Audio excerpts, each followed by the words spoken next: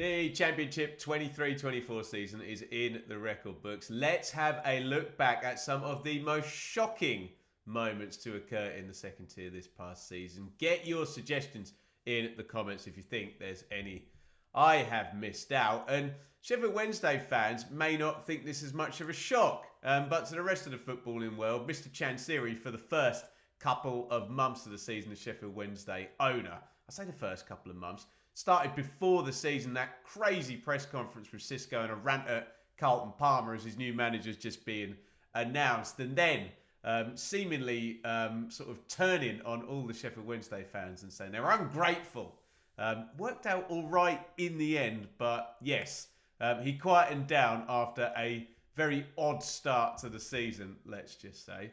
And a very odd start to the season on the pitch as well, because certainly on that first weekend, stoppage time was utterly ludicrous. Over 10 minutes in most of the games. I guess they were just making a point. One thing that did stay there, and we'll give them some credit, is the kicking the ball away thing. It is now pretty well accepted by players and fans that if you kick the ball away, you go straight into the books. Ooh. And in the books, in the bad books, particularly amongst the Leeds fans, was Willie Gnonto back in August, who kind of went on strike, didn't he? I think for the league game against Birmingham, and there was an EFL Cup game, I think it was against Shrewsbury. Willie didn't want to play. He wanted to leave Leeds United. In the end, Daniel Farke did a pretty good job there in terms of not accepting these demands, and Gnonto stayed at the club and had a pretty good season in the end, didn't he? But not helpful start in August with Willie Gnonto essentially refusing to play for Leeds United. Well, Saints were refusing to play for most of September, weren't they? And how close do you think Russ Martin was to losing his job? I know that sounds crazy when we sit here now. Southampton have been promoted after winning the playoff final, but he was in all kinds of bother. I guess the most shocking moment was Sunderland 5, Southampton 0, especially given where the two teams finished their respective seasons. Big defeat at home to Leicester. I was at the home defeat against Ipswich, and then rounded off 4 in a row against Middlesbrough there. They lost 2-1. But we all know what happened next. A very, very long undefeated streak. So you could argue that shocking moment was maybe the making of Russ Martin at Saints as he struggled a bit to get his ideas across back in September. Oh dear. We're going into October, and the most shocking performance and maybe shocking ownership decision is this one. Birmingham, John Eustace out. The owners had just started a few months ago. Birmingham high up in the table. Eustace out. If that was a bad decision, replacing him with Wayne Rooney was an even worse decision. And we all know how it ended. Birmingham's gamble means they start next season in League One. Frankly, with a set-up ownership, fan base, structure and squad, they should never have been relegated from the Championship, but they were.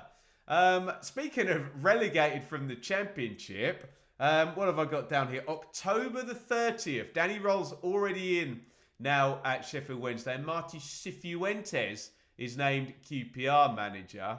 But let me be completely honest with you. At that point, no chance those two are surviving. Look, Sheffield Wednesday are projecting getting about 20 points for the season. QPR about, 25, 26. They're both destined to go down. Are they? No. 53 points Sheffield Wednesday end up with, QPR with 56. Just incredible turnarounds. Absolute back from the dead stuff. Although I hope this doesn't encourage every owner to sack their manager at the first sight of trouble. But certainly worked at QPR and Sheffield Wednesday in shocking fashion this Championship season. Oh, that was uncomfortable, wasn't it? David Wagner. We are at the start of November now, and I cannot believe he wasn't sacked.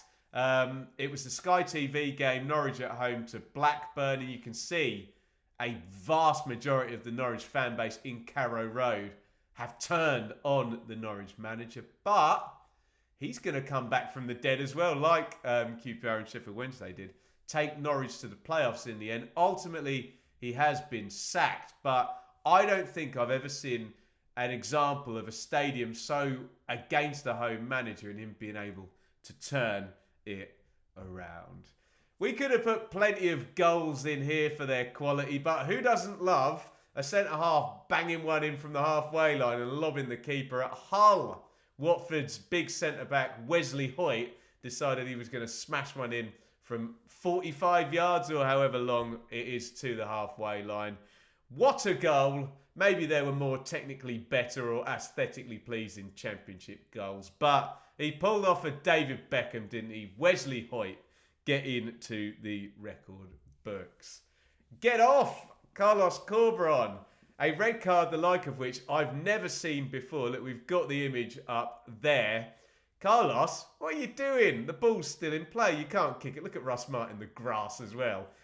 He's pointing out Carlos Corberan's infraction, and that was early in an important game actually between two teams that were going to end up finish in the playoffs. And maybe West Brom are the club with the manager being most important to them in terms of their league finish and, you know, the respective difference, if you know what I'm saying. Corberan red carded for entering the field of play during play, obviously. And West Brom went on to lose that game. I've never seen that when I've been watching a football match in real time, I have to say. Off we go to Elland Road, and there is Phatthananan holding his head because I wonder, with Leicester City 1-0 up and on top at Leeds, if Phatthananan had scored the glaring chance that he missed, how different the end of season would have been. Would Leicester have had the fumble that we may or may not be about to talk about in a minute or two? Would it have been a 2-horse race between Leeds and Ipswich, or a 3-horse race between Leeds and Ipswich and Southampton, with Leicester kind of cruising off? Huge flip in that game, with Leeds then going on to win after Daka's incredible miss. How did that affect Leicester? How much did it damage them in terms of, would they have gone and got off the, gone and got the points record? I don't know. You tell me. Felt like a very big moment at the time. What was going on at Sunderland? We're in February as well, still here. 63 days for Mick Beale at Sunderland. I mean, fair enough, it wasn't working. They sack Mick Beale, having sacked Tony Mowbray. They didn't quite get the consequences that Birmingham did for this craziness. But I've put there Sunderland surrender. Just seemed to give up on the season after then. That was the most shocking thing about Beale going. And still, sat here right now on Thursday, June the 6th in the morning, Sunderland, at time of recording, still don't have a manager. Absolutely incredible stuff. Millwall have a manager, and I've got to hold my hands up. I wasn't sure this was going to work. Millwall have made the pivot to Joe Edwards and the young sort of Chelsea academy boss there, or under 21s or whatever he was. And they were going to play through the thirds and change the old Millwall up and at style. They were going to go down if they stuck with Joe Edwards, weren't they? In comes Neil Harris. Was it going to fix it? Absolutely. And if you look at all the form tables for the end of the season, Millwall are the best team in the Championship under Neil Harris. Will he be able to continue and take them forward next season with, frankly, a more Millwall style than Joe Edwards was preaching there?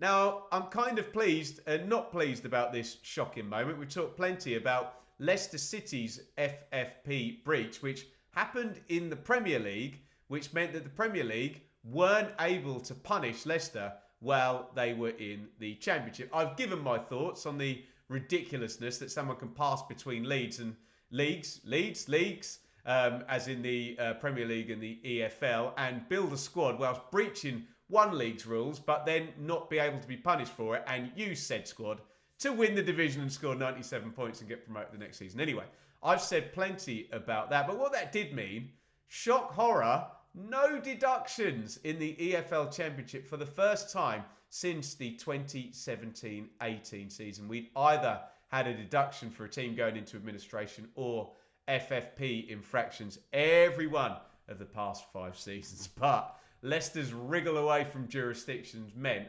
for the first time in forever, as they say in, what's the Disney film, Frozen, my daughter loves that one, we didn't get a points deduction in the Championship, which has to be it's a shock, but it's a good thing as well. This isn't strictly a Championship moment, but this is a Championship team, and we thought we might get a Championship team in the FA Cup final as Coventry heroically came back from, was it 3-0 down to get to 3-3 against Manchester United, and they were going to take the lead right at the end of extra time and get to the cup final. It was going to be incredible for Coventry and for the EFL and the Championship, but no, that their evil VAR, and lots of people say, only ever seen one angle of that, and it's hardly convincing. Look, let's try and trust the machines and the technology, but let's not deny how brutal that was for poor old Coventry, as that shocking moment stopped them from getting to the FA Cup final. On more happy terms, there is Preston striker, is it Mulliton? I think it is, Osmajic, who came on against Huddersfield in minute 76 and then procured himself a 7-minute hat-trick. How about that? Fair dues to Osmajic. Banging in 3 goals off the bench is one thing, but doing it over the course of 7 minutes. Incredible. He joins our shocking moments. And we mentioned Leicester fumbling. Let's just mention every single team in the promotion race in April seemed to, not to put too finer on it, crap the proverbial bed as we got into the real business end of the season. It was Leicester, Ipswich and Leeds in the top 3. Southampton had just slid off a little bit after that Easter Monday defeat against Ipswich. And then, for the most part, for the next few weeks, nobody could win a game. I mean, Leicester going under at Millwall and Plymouth, and Leeds at home to Blackburn. Ipswich lost the game to Norwich and then had draw after draw after draw. And probably the most shocking of all of those was QPR 4, Leeds 0, which really was the moment that handed the promotion initiative across to Ipswich Town. And there they are. You can literally not even pick out a moment. Maybe Jeremy Sarmiento's goal against Southampton, but then as I've just mentioned, Ipswich had a slip after that. So maybe it's their win against Coventry, but Ipswich is back-to-back promotions. You know, for the first time, and it was Southampton over a decade before. Nobody has done it. Nobody's done it in the post-parachute payments and gigantic, ridiculous £4 billion Premier League TV deals warping the league. But Ipswich's back-to-back promotions. Call it the entire season was a gigantic shock. There is the golden boy, Sammy Smodic, who had him for Golden Boot winner. What a great shout if you did. 27 goals. And think about it as well. A winner at Elland Road and at the King Power. Smodic, if ever a player helped a team avoid relegation almost all on his own, it was Sammy Smodic. To go and win away at Leeds and Leicester with Smodic's goals, absolutely vital in those games. And let's be honest, he'd been at Bristol City and loaned down to Peterborough and transformed really. This season kind of came out of nowhere, didn't it? Absolutely brilliant, if shocking achievement for Sammy Smodic to be miles clear as well at the top of the Championship goal scoring charts. And finally, post-season, hot property. Who would have imagined 2 managers with basically Championship CVs? Enzo Maresca, 1 year in English football in the Championship, is going to go and get the Chelsea job. Recent European Cup winners Chelsea. And Burnley manager, the biggest thing on his CV, Vincent Kompany, is a Championship promotion. And essentially, I know you don't really do the sign over until I think a little while longer, isn't it? But Burnley are a Championship team now, and a Championship manager is going to manage Bayern Munich, another regular in the end of the Champions League and regular German title winner, although albeit not this season. But yes, incredible that Championship managers basically are linked with the top jobs in European football. Not just linked, actually get them. There you go. Those are my most shocking moments in the 23-24 Championship season. Get your suggestions in the comments. Big gold star bonus points if you are able to talk about a club that you don't support and suggest a shocking moment. But fair enough if you want to get your shocking moments concerning your club in via the comments. That is all good by me. And let's link up. Shock, shock, horror for English football and the Premier League yesterday. Manchester City's legal case, they are suing the Premier League, is now public knowledge after that big expose in the Times. And I gave my thoughts yesterday morning on the latest edition of Football is Stupid. Can everybody play nicely? Thank you all for watching and get your shocking moments down there in the comments.